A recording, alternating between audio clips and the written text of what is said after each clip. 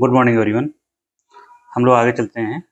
Class 16 budget के process में क्या होता है, तो शुरू करते हैं। पहले बजट की प्रक्रिया कैसे होती है। तो बजट के बारे में कुछ बातें हम जानते हैं और इसकी प्रक्रिया कैसे है क्रमिक रूप से देखते हैं। फर्स्ट जो है, आप पढ़ चुके हैं क्या कि जो बजट होता है उसको संविधान में कहा गया है वार्षिक वित्तीय विवरण, एनुअल फाइनेंशियल स्टेटमेंट। और इसका उल्लेख कहाँ पर है इतने शब्द का? अनुच्छेद 112। अब ये जो बजट है हमारा, बजट होता क्या है? दो शब्द में कहें, आय व्यय का लेखा जोखा। कितनी आय हुई, कितना व्यय किया जाएगा।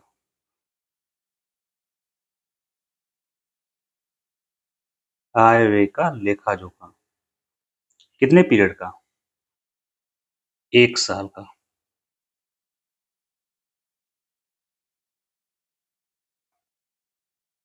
तीसरी बात, ये बजट बनाता कौन है? बजट बनाता है वित्त मंत्रालय। वित्त मंत्रालय के अंडर में एक विभाग है जिसका नाम है डिपार्टमेंट ऑफ इकोनॉमिक अफेयर।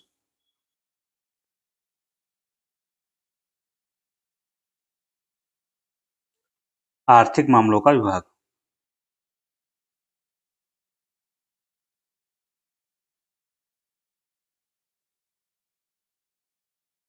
ये बनाने का काम करता है, चूंकि पूछा जाता है डिपार्टमेंट ऑफ इकोनॉमिक अफेयर, और इसके अंडर में आता है बजट डिवीजन। तो सबसे नीचे जो है बजट डिवीजन यही बनाता है, लेकिन आपसे जो पूछा जाता है यहाँ तक। ठीक है। जो मंत्रालय होते हैं, मंत्रालयों को विभागों में बांटा गया है। जैसे वित्त मंत्रालय में और विभाग हैं, जैसे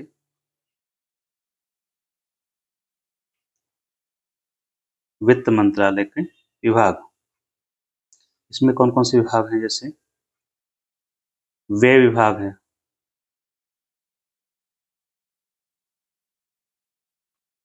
राजस्व विभाग है, डिपार्टमेंट ऑफ रेवेन्यू। वैसे ही आपका ये डिपार्टमेंट ऑफ इकोनॉमिक अफेयर हो गया। एक और होता है डिपार्टमेंट ऑफ फाइनेंशियल सर्विसेज। ये वित्त मंत्रालय के विभाग हैं। तो ये बनाते हैं बजट। कौन? आर्थिक मामलों का विभाग के अंतर्गत बजट डिवीजन बनाता है। फिर क्या किया जाता है? बजट प्रस्तुत किया जाता है।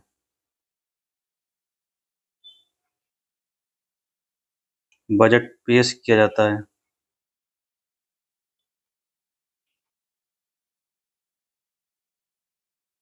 कहाँ पर? केवल लोकसभा में।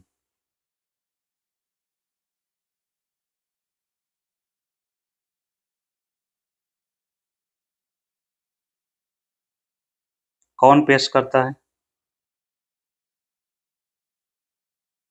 पेश करेगा जो वित्त मंत्री होता है, चूंकि उसी के अंडर में बन रहा है। और कब पेश होता है? प्रस्तुत करता है तो 1 फरवरी।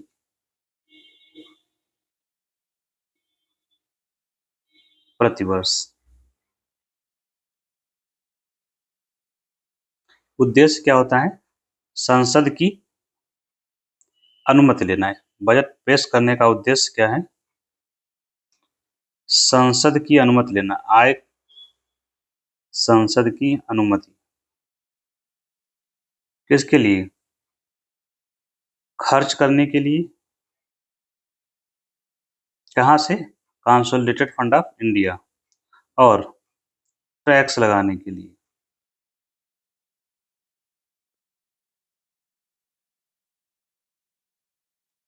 यहाँ तक हम लोग पहुंच गए हैं। अब हम शुरू होते हैं पार्लियामेंट में। तो पार्लियामेंट में पहला चरण होता है बजट का प्रस्तुतिकरण।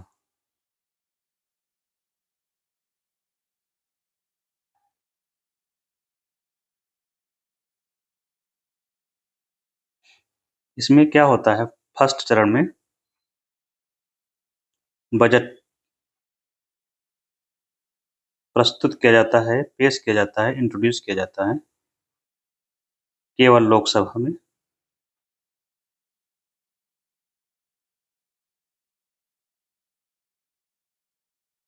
इसके बाद राज्यसभा में चर्चा होती है। इसके बाद राज्यसभा में चर्चा कर सकते हैं, हो सकती है, कोई दिक्कत नहीं है वहाँ पर। चर्चा में कोई दिक्कत नहीं है, चर्चा तो कोई भी कर सकता है। तो बजट प्रस्तुत होगा केवल लोकसभा में। कब? 1 फरवरी को। यह प्रावधान कब आया? 2017-18 से चल रहा है। पहले क्या प्रावधान था? लास्ट डे ऑफ फरवरी या last week of Feb. Budget जब पेश किया जाता है तो इसमें क्या क्या शामिल होता है? एक तो आपको मिलेगा इसमें जो भी डिमांड्स फॉर ग्रांट्स होती हैं वो,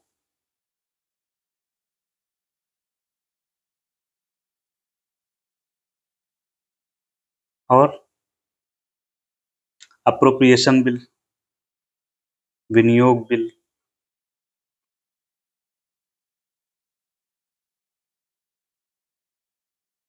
प्लस वित्त विधेयक, और भी डॉक्यूमेंट्स होते हैं। अभी हम इकोनॉमिक्स चर्चा नहीं कर रहे हैं, हम पॉलिटिकल एस्पेक्ट देख रहे हैं। तो ये चीज़ें होती हैं, बजट को पेश किया जाता है। और इसमें होता क्या है, जब पेश किया जाता है बजट, तो इस दौरान जो बजट की मुख्य बातें होती हैं,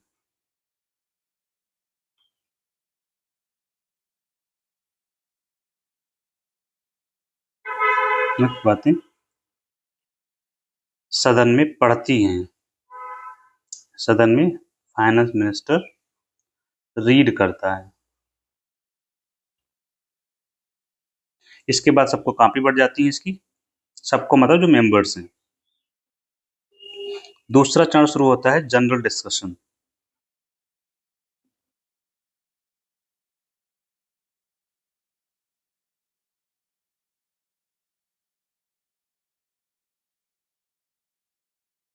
इस दौरान क्या होता है, बजट पर सामान्य चर्चा,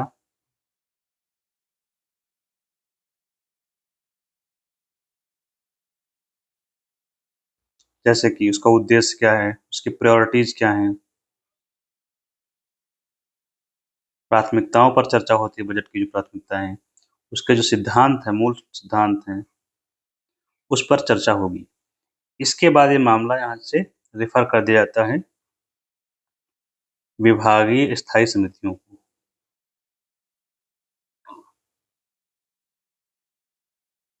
विभागीय स्थायी समितियों को रेफर कर देते हैं। मतलब ये लोग देखेंगे, ये क्या होती हैं, ये कुल 24 कमेटी हैं।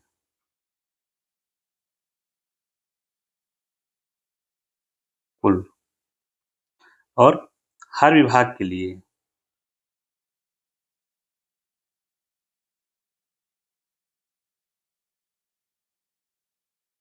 विभाग से संबंधित होती हैं। और इसमें जो सदस्य होते हैं 31 होते हैं। 31 में डिवीजन होता है 21 और 10 का। 21 होंगे लोकसभा से और 10 होंगे राज्यसभा से। ये जो कमेटी कुल है, यहाँ पर भी डिवीजन है। 8 कमेटी राज्यसभा में बनेंगी और 16 कमेटी लोकसभा में। देखिए, 1/3 और 2/3 का डिवीजन है, 8 और 16। तो ये हो गए मेंबर्स कमेटी के। करते क्या है ये, जो प्रत्येक मंत्रालय का मंत्रालय या विभाग की बजट की स्क्रूटनी करते हैं, समीक्षा करते हैं, समीक्षा करेगा और उस पर सुझाव देगा। अब जब ये आएगा तो अगला चरण शुरू होता है इसका वोटिंग का।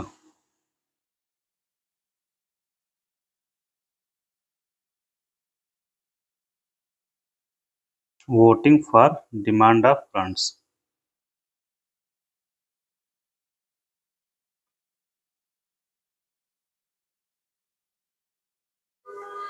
अब यहाँ पर जो वोटिंग वाले चरण में क्या होता है, जो मंत्रालय होते हैं, हर मंत्रालय की डिमांड फॉर ग्रांट्स होती है। डिमांड फॉर ग्रांट या अनुदान की मांग,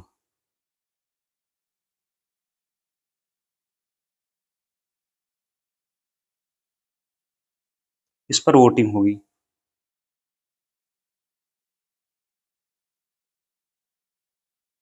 जो मंत्रालय होता है, मंत्रालय अपनी जो अनुदान की मांग होता है, हर मंत्रालय अपनी अलग-अलग देता है। एक-एक मंत्रालय पर चर्चा होगी।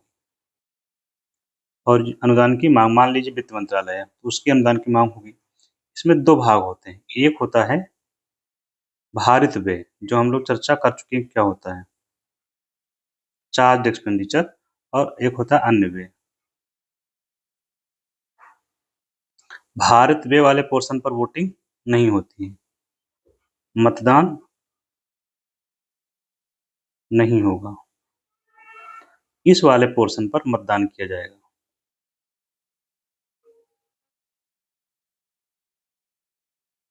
ठीक, तो ये पोर्शन रखा जाएगा एक-एक करके मतदान के लिए। इस व्यय के मतदान के लिए रखा जाएगा, 1 बाय 1, और पास किया जाएगा। जब मतदान के लिए रखा जाएगा, इसी के साथ कमेटी की जो रिपोर्ट है, समिति की रिपोर्ट प्लस उसके सुझाव, ये सब इसी समय कंसीडर किए जाएंगे। फिर मतदान होगा इस पर डिमांड फॉर ग्रांट्स के लिए।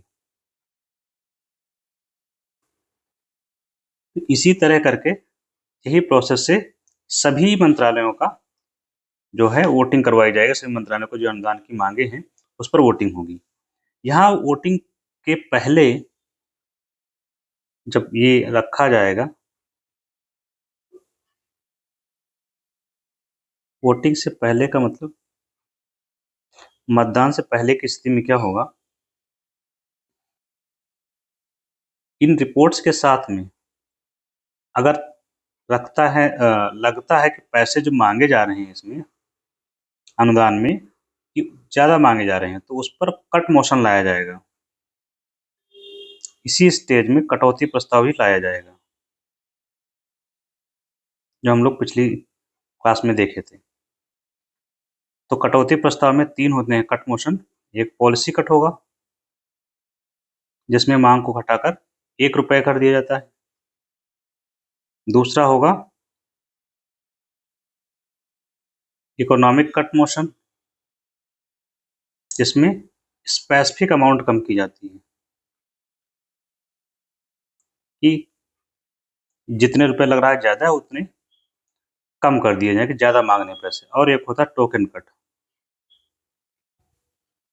टोकन कट में क्या होता है, ₹100 की कमी की जाती है।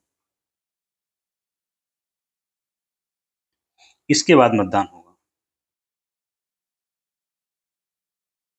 1 बाय 1। तो मतदान हो जाएगा। इसके बाद नेक्स्ट चरण शुरू होता है, चौथा अप्रोप्रिएशन बिल लाया जाएगा, विनियोग विधेयक।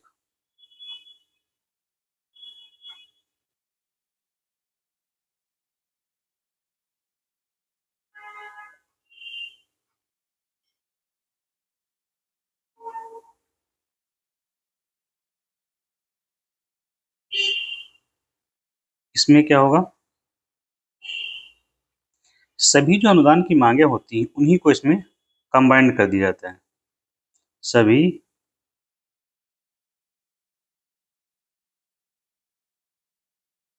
मांगों को कंबाइंड करके रखा जाता है सदन में।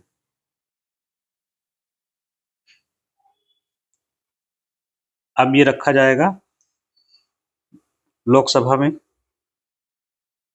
यहां से पारित, फिर ये जाएगा राज्यसभा में, राज्यसभा भी रिजेक्ट नहीं कर सकती, तो पारित ही करेगी, क्योंकि या तो 14 दिन का समय मिलेगा, उसके बाद ऑटोमेटिक पारित हो जाएगा, ठीक है, माना जाएगा। इसकी खास बात क्या है, बिना विनियोग विधेयक के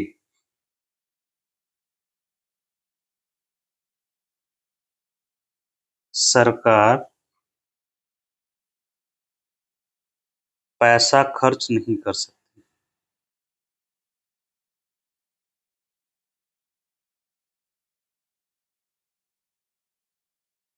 मतलब सरकार को अगर पैसा खर्च करना है तो एप्रोप्रिएशन बिल पास करवाना होगा, तो यहाँ राज्यसभा पारित करेगी, फिर जाएगा राष्ट्रपति के पास, और राष्ट्रपति के पास गया, राष्ट्रपति अनुमति देंगे, और अनुमति देने के बाद ये सरकार खर्च कर सकती है।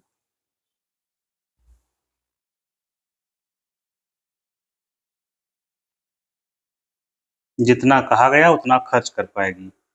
और लास्ट में आता है फाइनेंस बिल, वित्त विधेयक।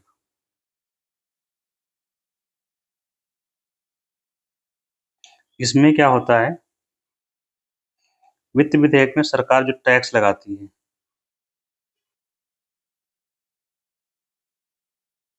किसको हटाना है, किसको लगाना है, कितना लगाना है, ये सब चीजें इसमें शामिल होती हैं। इसको पेश किया जाएगा लोकसभा में, सर्टिफिकेशन होगा मनी बिल का, ये मनी बिल के रूप में पेश किया जाता है। और मनी बिल अगर हो गया तो इसको सर्टिफाई कौन करेगा, मनी बिल है कि नहीं, स्पीकर। फिर राज्यसभा में जाएगा, राज्यसभा या तो 14 दिन में पारित कर देगी, या तो ऑटोमेटिक पारित हुआ मान लिया जाएगा। राज्यसभा से भी एक्सेप्ट हो गया, फिर दोनों ही एक साथ जाएंगे राष्ट्रपति के पास में। दोनों का मतलब एप्रोप्रिएशन बिल और वित्त विधेयक। तो राष्ट्रपति की अनुमति और सारी प्रक्रिया कंप्लीट हो जाएगी। ये पूरे बजट की जो प्रक्रिया है वो कंप्लीट हो जाती है।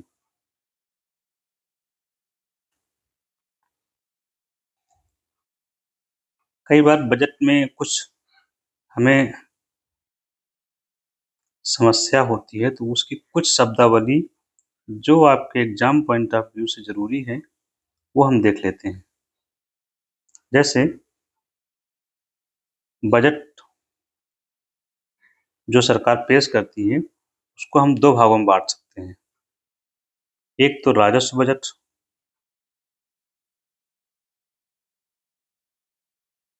और दूसरा हो सकता है पूंजीगत बजट।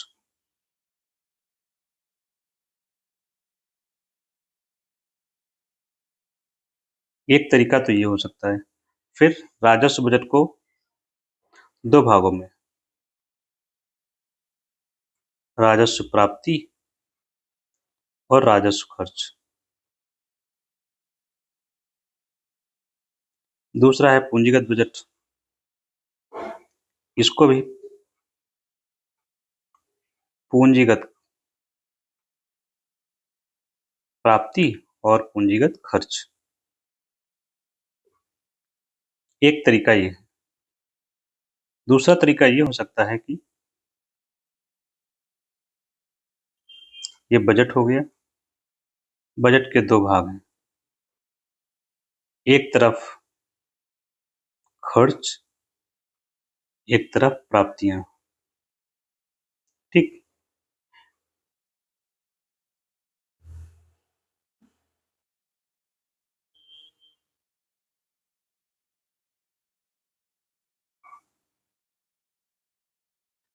खर्च में एक एक खर्च एक तरफ कर देंगे, जैसे राजस्व खर्च और पूंजीगत खर्च। प्राप्तियां, राजस्व प्राप्ति और पूंजीगत प्राप्ति या कैपिटल रिसीट्स। अब यहाँ पर हमें चीजें समझनी होंगी कि राजस्व में कौन सी चीजें आती हैं। राजस्व, हम यहाँ खर्च की बात कर रहे हैं। खर्च में क्या होता है आप जानते हैं, पैसा खर्च होता है। तो राजस्व खर्च में क्या आएगा, खर्च करने से कुछ आपको मिल रहा है या नहीं मिल रहा है या कुछ बन रहा है। तो राजस्व खर्च में, राजस्व से पहले पूंजी वाला हम लोग डिफाइन कर लें तो ज्यादा है। खर्च करेंगे तो यहाँ पर संपत्ति का सृजन होगा। खर्च आपने जैसे मान लीजिए 1000 करोड़ रुपए खर्च कर दिए, 1000 करोड़, उससे संपत्ति का सृजन हुआ। संपत्ति का सृजन, संपत्ति का निर्माण, तब तो वो पूंजीगत में आएगा। दूसरी बात, या तो आपके लायबिलिटी में कमी आए,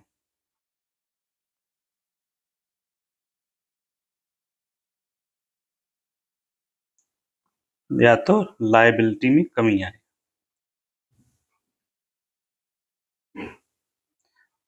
पूंजीगत खर्च तब होगा ये जब ये दो शर्तें होंगी उसमें। अगर ये दो शर्तें नहीं है तो वो खर्च होगा राजस्व। जैसे 1000 करोड़ रुपए खर्च किए गए,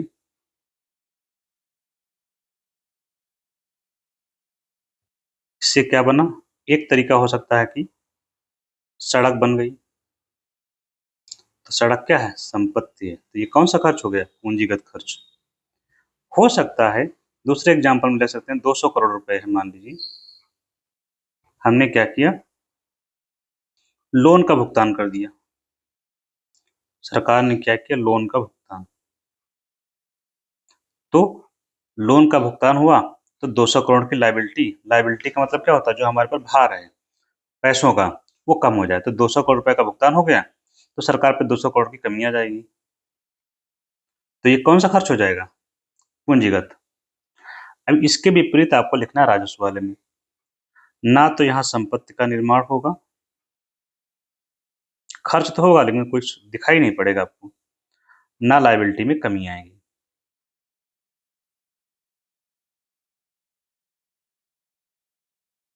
जैसे सरकार का बजट है मान लीजिए कि 2000 करोड़ का। अब इसका क्या किया, इसका वेतन दे दिया, जो एम्प्लॉय काम कर रहा है सरकारी। तो वेतन देने से सरकार की संपत्ति बनी, नहीं बनी। या दायित्व में कम हुई, कोई कमी नहीं है। तो वेतन है सरकार, पेंशन है, सब्सिडी है, ठीक, या इंटरेस्ट पेमेंट है। इंटरेस्ट पेमेंट, इंटरेस्ट क्या बोलते हैं, ब्याज। अगर ब्याज, लोन सरकार अगर ली है उसका भुगतान करना पड़ता है, तो ब्याज के भुगतान से भी उसकी जो लायबिलिटी है उसमें कमी नहीं आएगी।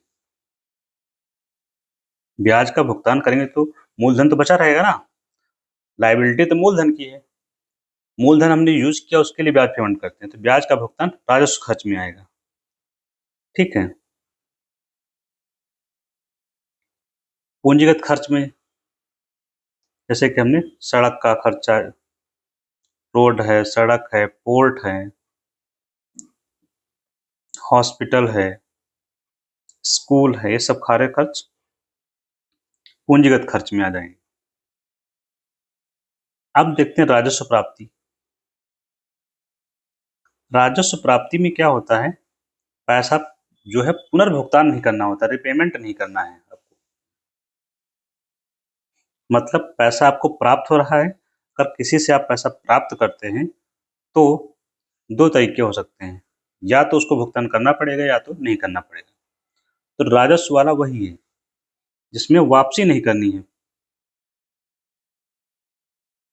प्राप्ति की एक तो वापसी नहीं करनी होती है, जो पैसा प्राप्त किया उसकी वापसी नहीं होगी। दूसरा, यही दोनों प्रिंसिपल हैं, इन्हीं को लिखना होता है। जब कुछ चीज़ें प्राप्त करते हैं तो उससे लायबिलिटी का निर्माण हो सकता है आपने किसी उधारी लिया हो, तो यहाँ लायबिलिटी नहीं जन्म देती है। प्राप्ति है लेकिन लायबिलिटी नहीं होती, मतलब वापसी करने कोई झंझट नहीं है। और संपत्ति चूंकि अभी प्राप्त कर रहे हैं तो यहाँ जो लायबिलिटी है ये है, या तो फिर संपत्ति में जो हमारी जो असेट्स है उसमें कमी ना हो रहा है।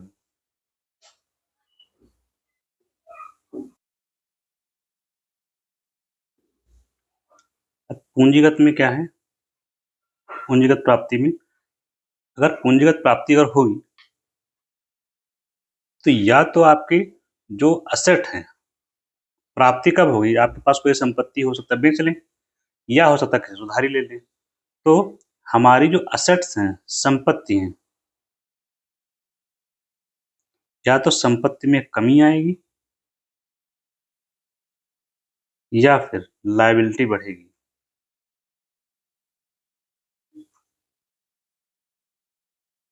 ये यहाँ पर नहीं होगा, ना तो यहाँ क्या, ना तो संपत्ति में कमी आएगी ना तो लायबिलिटी बढ़ेगी। एग्जाम्पल के रूप में यहाँ शुरू करते हैं। पहला संपत्ति में कमी का एग्जाम्पल लेते हैं। मान लीजिए हम सरकारी कंपनी है LIC, ठीक। LIC में सरकार ने 1000 करोड़ रुपए लगा रखा है और इसका मान लीजिए कि 10% बेच दिया, 10% बेच दिया। 10% बेचा तो कितना रुपए मिलेगा सरकार को? 100 करोड़ रुपए। 100 करोड़ की प्राप्ति हो गई सरकार को। तो ये क्या है, 100 करोड़ की प्राप्ति हुई, ये है आपको पूंजीगत प्राप्ति।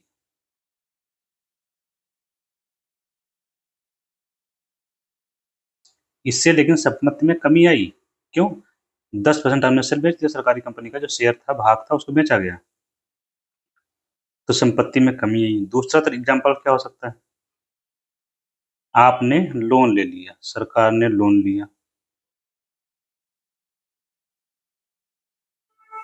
लोन का मतलब होता है ऋण, डेट। किसी भी देश से ले लिया, या RBI से ले लिया, या मार्केट से उठा लिया। मान लीजिए कि 1 लाख करोड़ का ऋण ले लिया सरकार ने। अब ऋण ले लिया, जब भी कोई व्यक्ति लोन लेता है उसके दो पार्ट होते हैं। एक तो होता है आपका मूलधन, और दूसरा उसको ब्याज देना पड़ता है, ब्याज। तो हमने यहाँ पे सरकार ने जो लोन लिया इसका भुगतान करना पड़ेगा, और लोन जो भी होता है वो पूंजीगत में आता है क्योंकि उसका भुगतान करना पड़ता है, क्योंकि उसकी लायबिलिटी बढ़ जाती है, ठीक। तो ये सरकार के जो लोन होते हैं वो सब इसी में आएंगे। एग्जाम्पल में सरकार विनिवेश करती है और डेट लेती है, ऋण लेती है। अब यहाँ पर क्या आएंगे, जो राजस्व वाले में है, जैसे कर का भुगतान। जैसे हम लोग टैक्स भरते हैं तो क्या हमको सरकार कुछ देती है क्या? नहीं। हमने टैक्स भर दिया, क्या सरकार हमें कुछ वापस करेगी? तुरंत कुछ नहीं है। तो ये सब किस में जाएगा? राजस्व। क्योंकि कर मिला सरकार को तो सरकार की कोई लायबिलिटी नहीं बढ़ रही है, ना तो उसको वापस करना है। एक दूसरा एग्जाम्पल आपका हो जाएगा, जैसे कि राजस्व प्राप्ति में सरकार के पास कंपनियां होती हैं, जैसे PSUs हैं, तो उससे जैसे कि सरकार कर हो गया। दूसरा क्या, जैसे सरकार के पास जो कंपनी होती है उनसे प्रॉफिट मिलता है, लाभ, ये हो गया, सरकार को भुगतान नहीं करना है। इवन जो लाभांश सरकार को मिलता है जिसको हम लोग बोलते हैं डिविडेंड, इसको भी सरकार को भुगतान नहीं करना है, आराम से लाभांश मिल रहा है कंपनी का, जो PSUs हैं। तो ये आपके हो गए जो है राजस्व प्राप्ति, रेवेन्यू रिसीट, राजस्व प्राप्ति,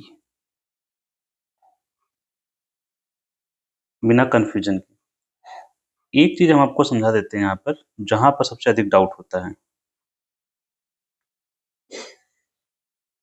ऋण, या इसको बोलते हैं डेट। तो जब भी आप कोई लेते हैं तो इसके 2 पार्ट होते हैं। एक तो होता है मूलधन जिसको बोलते हैं प्रिंसिपल अमाउंट, दूसरा होता है ब्याज। ठीक? आपने लोन लिया तो मूलधन है, अब उसको भुगतान करना पड़ेगा। लोन जब भुगतान करते हैं तो उसके 2 हिस्से होते हैं।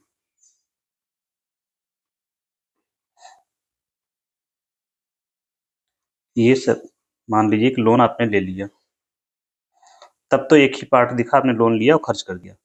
लेकिन जब आप भुगतान करते हैं, लोन लिया, अब ये हो जाएगा पूंजीगत। पूंजीगत पैसा प्राप्त हुआ ना इसमें, पूंजीगत प्राप्ति में हो जाएगा, बिना कन्फ्यूजन के। अब आपने जो लोन ले लिया उसका जब भुगतान करेंगे, तब ब्याज का भुगतान करना पड़ेगा। करना पड़ेगा, नहीं करना पड़ेगा? देना पड़ेगा। और प्लस मूलधन का भुगतान करना पड़ेगा। मान लीजिए आपने 100 रुपए का लोन लिया, ठीक है? 100 रुपए का लोन था, उस पर ब्याज था 10%। आप कितना भुगतान करेंगे? 100 रुपए तो मूलधन, 10 रुपए का ब्याज।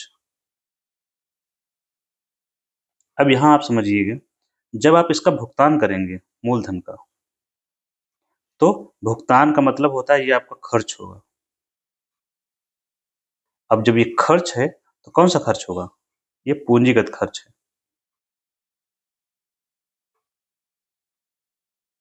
क्यों? क्योंकि इससे 100 करोड़ भुगतान करेंगे तो लायबिलिटी में कमी आ जाएगी। अब यहाँ भुगतान अगर आप करेंगे ब्याज का, आप ब्याज का भुगतान करते रहिए। मान लीजिए कि 100 करोड़ लिया था, मूलधन नहीं चुका रहे हैं, आप ब्याज ही ब्याज चुका रहे हैं। तो इससे क्या आपकी लायबिलिटी में कमी आ रही है? नहीं आ रही है। खर्च कर रहे हैं, लायबिलिटी में ना तो कमी आ रही है, लायबिलिटी में कमी नहीं आ रही है। असेट तो बन नहीं रही है, संपत्ति तो असेट भी नहीं बन रही है। इसका मतलब क्या? ये भुगतान तो हो रहा है। कौन सा भुगतान होगा? ये राजस्व खर्च में जाएगा। तो लोन के 2 पार्ट हैं। एक मूलधन का अगर भुगतान कर दिया गया तो पूंजीगत खर्च का हिस्सा होगा, और ब्याज का भुगतान अगर कर रहे हैं तो राजस्व खर्च का हिस्सा होगा। ठीक है? इसी मामले को अगर रिवर्स करिए, आपने यहाँ तो लोन लिया था, एक हो सकता है लोन आपने दिया, सरकार ने लोन दिया, तो सरकार को 2 चीजें, लोन दिया था, 2 चीजें सरकार को प्राप्त होंगी। एक मूलधन प्राप्ति और ब्याज की प्राप्ति। तो जो ब्याज की प्राप्ति होगी ये राजस्व प्राप्ति होगी।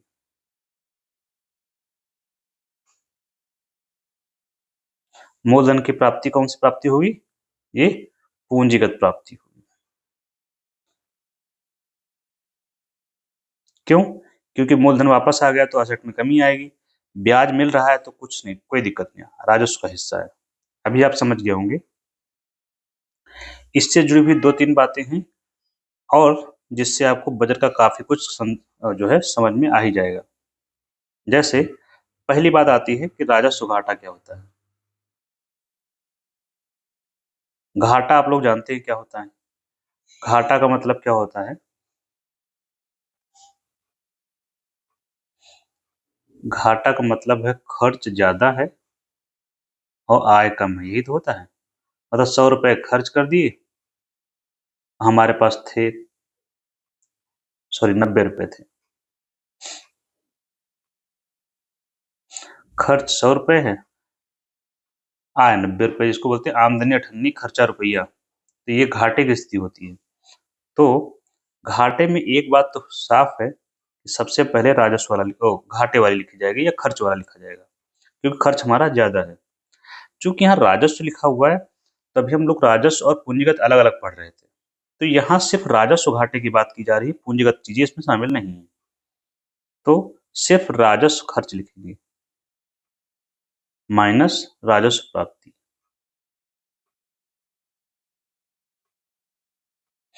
दूसरी बात कभी कभी आती है, प्रभावी राजस्व घाटा आता है।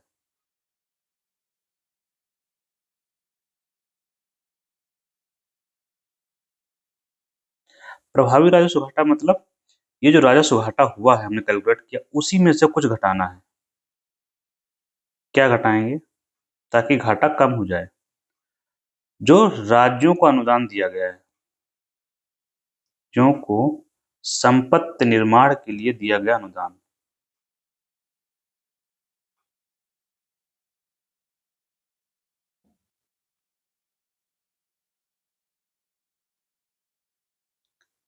ठीक, ये भी लेटेस्ट में कंसेप्ट लाया गया था। और नेक्स्ट है फिस्कल डेफिसिट।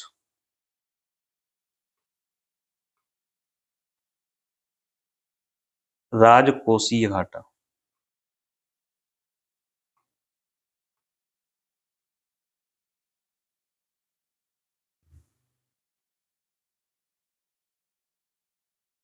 अब ये क्या होता है, सरकार का कुल खर्च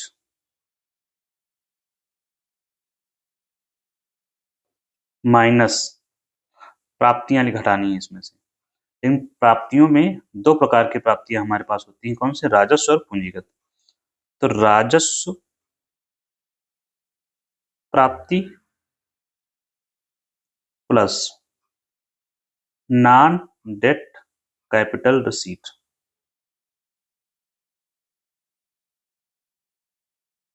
गैर ऋण पूंजीगत प्राप्तियां।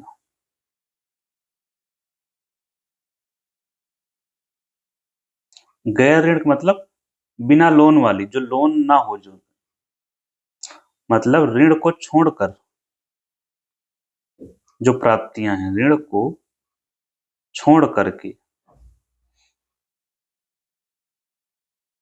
जो बची कैपिटल रिसीट है, पूंजीगत प्राप्तियां, हम उनको यहां घटा रहे हैं। इसको दूसरे शब्दों में कहा जाता है सरकार द्वारा ली गई कुल उधारी या कुल ऋण एक साल में।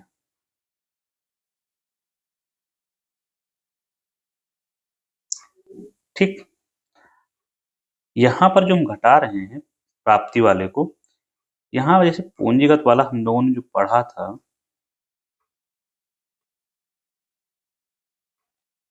इसके दो हिस्से हमने देखे थे। एक तो होता है डेट रिसीट,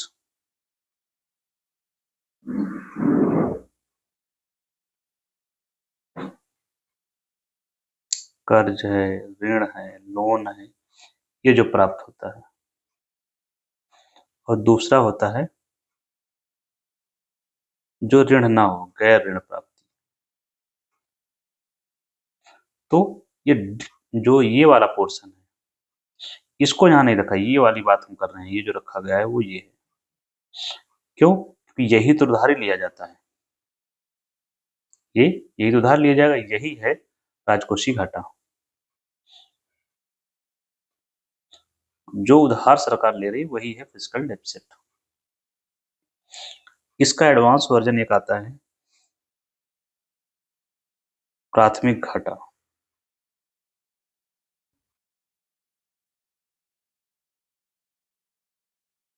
बहुत डाउट होता है,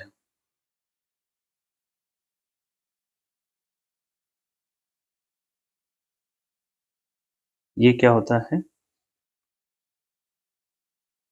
इसको निकालते हैं जो राजकोषीय घाटा होता है,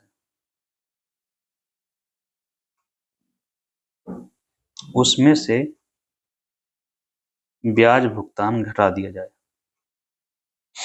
तो मिल जाएगा प्राइमरी डेफिसिट।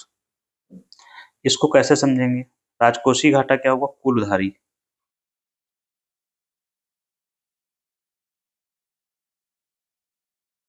इसमें से ब्याज भुगतान घटा रहे हैं। ठीक है, देखिए हम सरकार ने लिया है क्या, सरकार लेती है ऋण, ठीक, हर साल लेती है ऋण।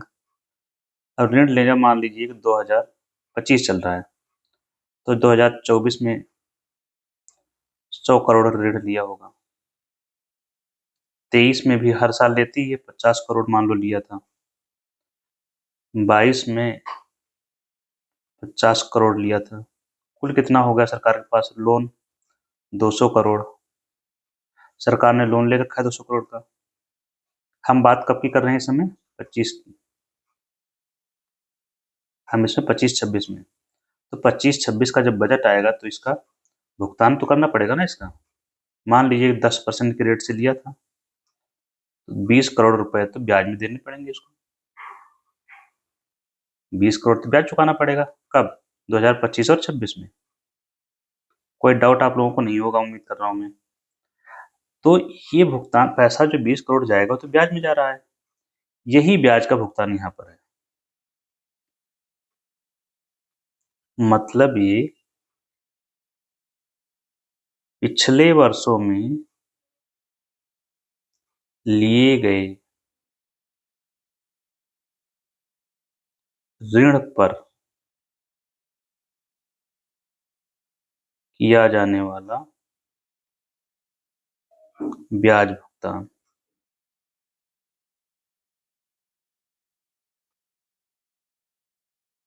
इस वर्ष जो लोन लिया है उसका भुगतान अगले वर्ष शुरू हो जाएगा। तो ये ब्याज भुगतान, चूंकि जैसे इतना उधारी लिया, उधारी में से मान लीजिए कि सरकार ने उधारी लिया 20,000 करोड़ का, ये उधारी हो गई। अब इसी उधारी में से पिछले साल 1,000 करोड़ का वही बन गया ब्याज। तो वास्तविक घाटा तो हमारा, अगर ये ब्याज हमको ना देना हो, फर्जी तो दे रहे हैं ना, तो हमारा होगा 19,000 करोड़ का प्राइमरी डेफिसिट। यही समझाने का प्रयास मैं कर रहा हूँ।